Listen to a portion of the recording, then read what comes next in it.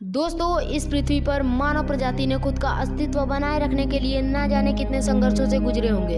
इनकी संघर्षों के बारे में हम सिर्फ कल्पना ही कर सकते हैं। आदि मानव के जीवन से जुड़ी ऐसे अनेकों बातें हैं जो हमें मानवीय सभ्यता के बारे में अधिक जानने के लिए प्रभावित करती है। रिसर्चर्स की एक रिपोर्ट के अनुसार आदि मानव का विकास 4.5 मिलियन साल पहले प्लास्टोसीन युग में हुआ था।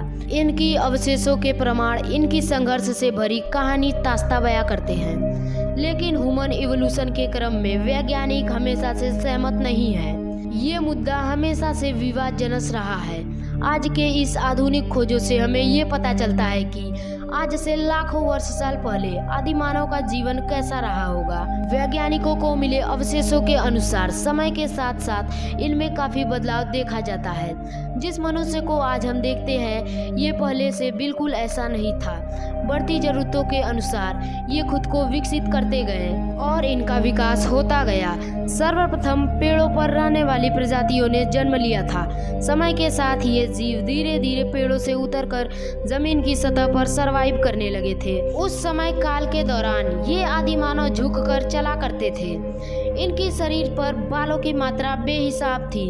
यूं कहे तो इनका पूरा शरीर बालों से घिरा रहता था। समय के साथ ये आदि मानव अपनी पंजों का इस्तेमाल पेड़ों की छोटी मोटी टहनियाँ पकड़ने में करने लगे थे। उस कालफिन के दौरान ये जीव पेड़ों की पत्ते, फल और कभी कभार पेड़ों की जड़ें खाकर अपना जीवन यापन करते थे। इनके पास कोई हथियार नहीं था। ये बेहद कमजोर थे और बड़े जानवरों के हाथ शिकार हो जाया करते थे।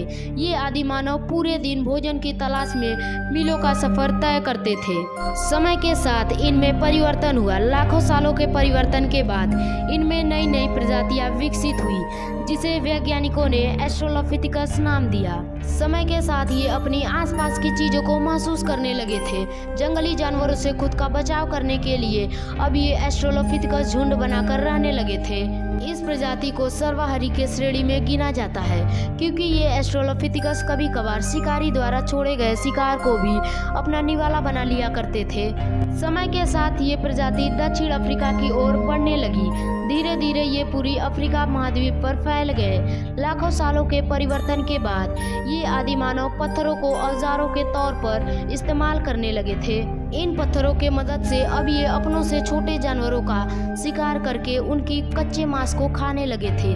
लेकिन इनका इम्यूनिटी सिस्टम बेहद कमजोर था जिसके कारण इन्हें कच्चे मांस को डाइजेस्ट करने में कई शारीरिक समस्याओं का सामना करना पड़ता था। समय के साथ दो पत्थरों से आग जलाने के तकनीक की खोज हुई और अब ये आदि मानव जानवरों के मांस को आग की मदद से पकाकर खाने लगे थे। आग की इस खोज ने इन्हें नई दिशा की ओर मोड़ दिया था। समय का चक्र चल रहा था और ये आदि मानव अपना पैर एशिया की ओर बढ़ाने लगे थे। इन आदि मानव को पूरे विश्व में फैलने के लिए लगभग 15 से 20 लाख साल का समय लगा था।